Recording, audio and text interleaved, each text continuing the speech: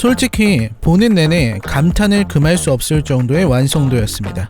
소니 스파이더맨 유니버스를 비롯해서 소니의 작품들이 다소 의아했던 건 사실이죠. 예를 들어서 베놈2, 렛 데어 비 카니지 같은 정신나간 졸작이나 모비우스 같은 안타까운 영화를 보고 있자면 제발 소니가 영화를 좀 외주를 줬으면 좋겠다는 생각이 간절할 정도거든요. 하지만 전작이었던 스파이더맨 뉴 유니버스는 달랐습니다. 왜냐면 이건 그야말로 걸작이었거든요. 스파이더맨 뉴 유니버스가 엄청난 작품이라는 평가를 받은 건 스파이더맨 유니버스에 대한 이해라든지 마일스 모랄레스의 성장 이야기, 전반적인 작품의 구성과 충실함은 물론이거니와 비주얼적으로도 혁명적이었기 때문입니다. 이런 시도가 없었던 것은 아니지만 마치 코믹스에서나 볼 수 있는 펜터치를 강렬하게 표현하고 카툰 렌더링을 이용해서 2D와 3D를 결합하고 과장되면서도 과감한 연출을 시종일관 선보여서 픽사나 디즈니와는 다른 새로운 세계를 열어젖힌 대단한 작품이었거든요. 화려한 색과 선, 도형이 난무하는 세계에서 종횡무진 달려나가는 스파이디의 모습은 그야말로 로망의 실현이었습니다. 대사들도 음악도 효과음도 전부 완벽해서 이 작품을 보는 내내 황홀한 심정이 들 정도였죠. 그리고 스파이더맨 어크로스 더 유니버스는 그 대단한 전작을 넘어선 작품입니다. 전작보다 훨씬 과감해진 표현들, 서로 다른 세계와 세계가 부딪히는 과정을 그려내는 방식들, 그 충돌이 작용하는 방식, 세계의 법칙, 그리고 그 안에서 움직이는 개별적인 히어로들의 이야기, 그들의 눈물과 웃음과 또 숙명이 가로지르는 이 영화에 환호하지 않을 수 없습니다. 소니는 제발 부탁이니까 이런 걸 좀 더 많이, 자주 만들어준다면 좋겠네요. 실사 영화는 다 외주를 주든지 아니면 자사내에서 의사결정하는 사람들을 바꿔줄 필요가 있을 것 같습니다. 이런 건 아니잖아요. 모비우스 이게 무슨... 돌아온 마일스 모랄레스 그리고 그웬과 친구들, 마일스를 둘러싼 모험은 이제 멀티버스의 문을 열고 무한한 가능성의 세계로 확장됩니다. 도대체 이 재미있는 작품이 왜 우리나라에서는 흥행이 저조한지 이해할 수가 없는 영화 스파이더맨 어크로스 더 유니버스 리뷰입니다. 여러분, 이제부터는 치명적인 스포일러가 포함되어 있으니 감상에 주의하시기 바랍니다. 시작합니다. 스파이더맨 어크로스 더 유니버스는 그웬의 시점으로 시작합니다. 그웬의 세계에서는 리저드였던 피터 파커, 그리고 그가 죽는 장면을 본 그웬의 아버지, 그렇게 그웬은 가족의 문제를 겪고 그 후에는 르네상스 버전 벌처와 그를 잡으러 온 스파이더 소사이어티의 멤버들에 이끌려 그들의 일원이 되죠. 결국 그웬에게 있어서 아버지와의 관계는 해결해야 할 문제로 남지만요. 그리고 이야기는 마일스로 돌아옵니다. 지구 1610B인데요. 그냥 마일스의 세계로 말하겠습니다. 아무튼 마일스는 평화롭게 살아가고 있었고 부모님과의 갈등은 계속 이어집니다. 스파이더맨의 숙명처럼 여전히 외롭고, 그래서 예전에 함께했던 동료들, 특히 그웬을 그리워하고 있죠. 이 시기에 청소년들이 그렇듯 좋아하는 여자의 그림을 그리는 것도 나옵니다. 차이가 있다면 마일스는 그림을 아주 잘 그린다는 거죠. 저는 이런 표현들이 좋았습니다. 청소년기의 마일스가 느끼는 외로움, 가슴 뭉클한 짝사랑, 그리고 미래에 대한 고민과 진로 상담 같은 것들요. 물론 마일스는 그걸 제법 높은 버전으로 느끼고 있죠. 마일스는 미국 최고 명문대학 진학이 거론되는 상황이고, 마일스의 집도 미국에서 잘 사는 축에 속합니다. 아버지는 곧 경찰서장, 캡틴이 될 예정이고 브루클린 같은 부촌에서 살죠. 마일스의 고민이 다소 사적으로 느껴지는 이유입니다. 물론 이 친구는 스파이더맨이지만 하긴 그건 좀 큰 문제긴 하죠. 어쨌든 문제는 스팟입니다. 이 스팟은 알케맥스의 연구원 출신인데, 재밌는 건 마일스의 탄생, 즉 스파이더맨의 탄생과 관련된 빌런이라는 겁니다. 후반에 나오는 내용을 정리하자면 원래 마일스는 스파이더맨이 될 운명도 아니었고, 전작인 뉴 유니버스에서 피터 파커는 사망할 운명도 아니었습니다. 다만 스팟의 실험으로 다른 차원의 거미가 마일스의 세계로 이동했고, 마일스가 물리면서 마일스는 세계의 질서에서 벗어나는 변칙적인 존재가 된 겁니다. 이게 연구원 시절에 스팟이 했던 일이고, 그 때문에 사실은 죽지 않았을, 그러니까 마일스가 없었다면 자신의 힘으로 위기를 극복했을 피터 파커가 희생해야 했고, 차원 이동장치의 폭발로 인해 스팟이라는 빌런까지 탄생하게 되었다는 겁니다. 말하자면 스팟은 스파이더맨을 탄생시킨 존재인 셈입니다. 그야말로 그의 말 맞다나 숙적인 거죠.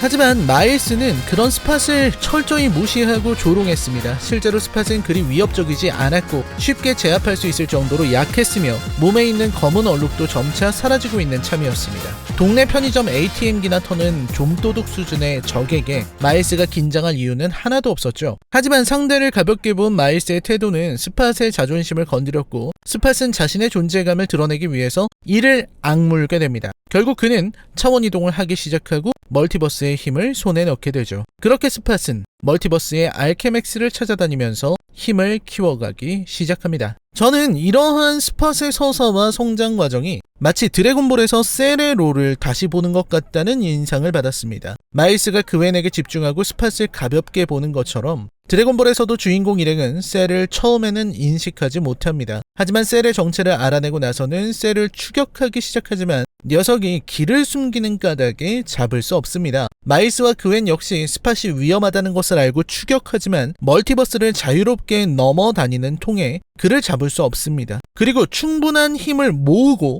목표를 달성하기 위해 나타났을 때 그는 전율할 정도로 두려운 힘을 보여주죠. 셀은 길을 방출한 것만으로도 신과 융합한 피콜로를 덜덜 떨게 만들었고 스팟은 손가락을 조금 움직이는 것만으로 스파이더맨의 거미줄을 싹둑 잘라버립니다. 셀은 우여곡절 끝에 위기를 극복해 17, 18호를 흡수, 완전체가 되어 떠나고 스팟은 초대형 이동장치의 힘을 모조리 흡수한 후 초월적인 존재가 되어서 떠납니다. 둘 모두 나중에 보길 원하고 스팟은 복수를, 셀은 복수보다는 유희를 원한다는 점은 좀 다르지만 여전히 비슷해 보입니다. 영화는 커다란 사건이 연속으로 이어지죠.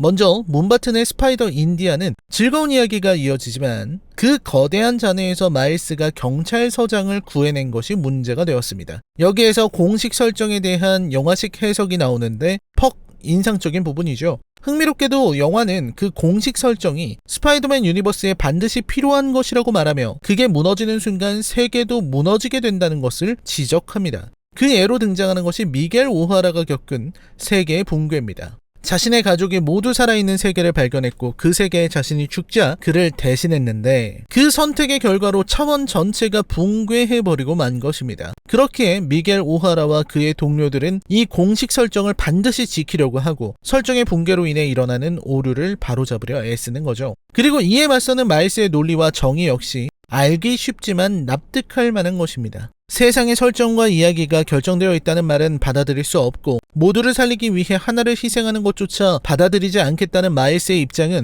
운명과 맞서겠다는 말과도 같습니다. 그렇기에 마일스를 잡기 위해 달려드는 그 모든 스파이더맨들과 그들을 상대로 빠져나가는 마일스의 모습은 세계와 맞서는 일이 얼마나 어렵고 외로운 일인지를 생각하게 만듭니다. 결국 운명에 맞서기로 한 마일스의 선택, 아버지를 살리기 위해서는 모든 것을 걸겠다는 마일스의 각오는 그웬을 움직입니다. 그웬이 집으로 돌아가서 아버지와 마주치고 그 아버지와 진심을 나누고 화해할 수 있었던 것은 모두 그웬이 마일스에게 받은 영향 때문입니다. 그렇다는 점에서 이 이야기는 그웬의 성장기고 그웬은 아버지와의 화해를 통해 사실상 성장의 서사를 끝냈다고 생각합니다. 만약 이 영화를 그웬이 주인공인 영화로 바라본다면 이 작품은 훌륭한 마무리를 하고 있는 셈입니다. 하지만 영화는 한 발 더 나아가는 것을 선택합니다. 고홈 머신은 스파이더맨의 스파이더 DNA를 분석해서 원래 세계로 보내는 거죠. 영화는 마치 원래 세계로 돌아온 것 같은 마일스의 모습을 보여주지만 어딘지 모르게 석연찮은 어머니의 태도를 보여주며 불안을 더해가는데 이 부분의 연출도 아주 흥미로웠습니다. 간단한 트릭이기는 하지만 효과적이었고 생각해보면 어머니가 원래 마일스의 세계에서는 화장도 하고 성격도 당당한데 지금의 세계, 즉 프라울러의 세계, 지구 42에서는 어딘지 모르게 초췌하고 우울하고 서글퍼 보입니다. 화장기도 없고요. 결정적으로 그웬이 진실을 확인하고 마일스가 프라울러의 세계에서 죽어버린 아버지와 자기 자신이 프라울러가 된 모습을 대면하면서 이야기는 끝납니다. 당연한 이야기지만 저 역시 이 작품을 보는 내내 흥미로웠고 조금도 눈을 돌릴 수 없었습니다. 물론 지나치게 화려한 대목에서는 눈이 아팠지만 그런 부분은 사소한 문제일 뿐입니다. 앞에서도 말했듯 비주얼, 설정, 사운드, 음악, 다양한 자막들, 각 스파이더맨의 개성적인 모습과 그걸 연출하는 방식의 다양화는 압도적이었으니까요. 운명에 맞서는 것은 마일스만이 아닐지도 모릅니다. 스팟도 이에 해당하죠. 영화는 스팟이라는 엄청난 빌런을 만들어냈습니다. 그리고 스팟이 행한 일 때문에 피터 파커가 죽었고 마일스의 탄생은 질서를 어지럽히는 것이라는 미겔의 말은 결국 마일스의 마음을 무겁게 만드는 장치로 활용될 것이고, 프라울러의 존재는 마일스가 반드시 마주쳐야 할 존재였습니다.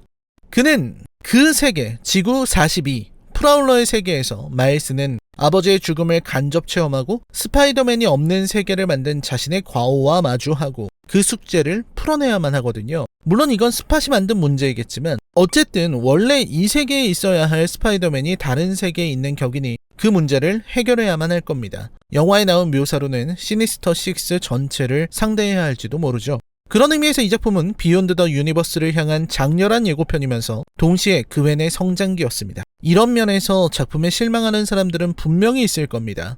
적어도 어크로스 더 유니버스는 마일스에게 벌어진 사건들은 하나도 마무리되지 않았거든요. 스팟을 막는 것도 프라울러와 상대하는 것도요.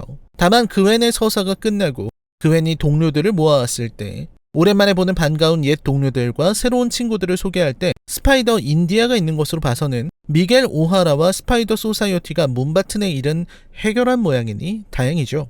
모든 것은 스팟의 문제이면서 결국 이는 마일스 이야기의 종지부를 찍을 가장 중요한 사건이 될 겁니다. 경찰서장이 되는 아버지의 사망이라는 공식 설정에 대해서 저항하는 마일스는 분명 세계의 운명을 걸고 스파이더 소사이어티와도 대립해야만 합니다.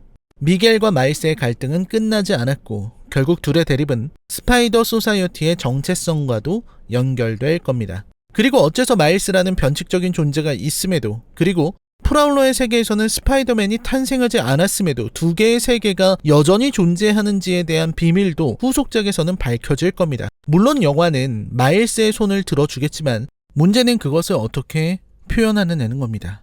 미겔은 끝내 빌런으로 무너질 것인가, 아니면 마일스에게 구원을 받아 스팟을 상대하는 가장 강력한 동료가 되어줄 것인가 하는 문제가 펼쳐지겠죠.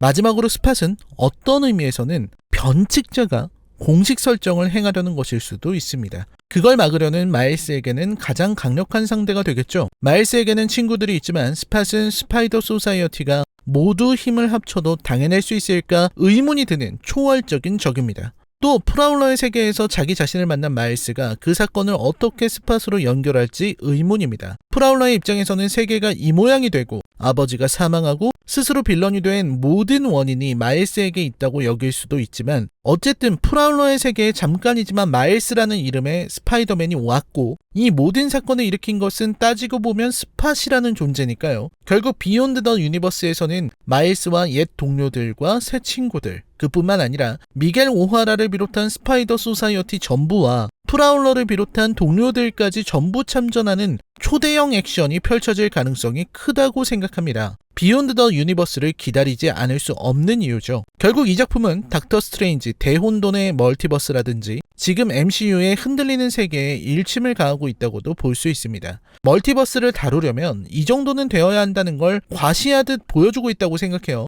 물론 Everything Everywhere All at Once의 정신없으면서도 세련된 표현들도 마찬가지죠. 멀티버스라는 소재는 누군가의 손에서는 이처럼 흥미로운 소재가 되지만 MCU에서는 지독하게 지루한 소재가 됩니다. 소재 자체의 문제가 아니라 중요한 건 소재를 어떻게 다루느냐에 달렸다는 건 여러 생각을 하게 만듭니다. 애니메이션의 역사를 새로 쓸 만큼 대단한 작품. 하지만 이 영화 한편으로는 완결되지 않았다는 점에서 아쉬움을 주기도 하는 작품. 만약 비욘드 더 유니버스가 이 정도의 퀄리티로 나온다면 이 작품의 평가도 다시 올라가야 할 겁니다. 즉, 어크로스 더 유니버스는 어디까지나 비욘드 더 유니버스의 결과를 지켜봐야 하는 입장이라는 겁니다. 그런 의미에서 최대한 보수적으로 점수를 준다면 제 입장에서는 10점 만점에 8점입니다. 만약 이 작품이 그 자체로 완결성을 지녔고 후속작이 없는 상황이라면 저는 주저하지 않고 애니메이션 역사의 한 획을 그은 작품으로 평가했을 겁니다. 피터 파커보다 매력적인 스파이더맨은 나오지 않을 거라고 믿었던 제 믿음이 흔들릴 정도로 마일스의 이야기는 인상적입니다. 그리고 한 가지 더 확인할 수 있는 것은 이 정도로 이야기가 재미있으면 스파이더맨이 흑인인 PC에 대해서 누구도 불만을 가지지 않고 누구도 문제 제기하지 않는다는 점입니다.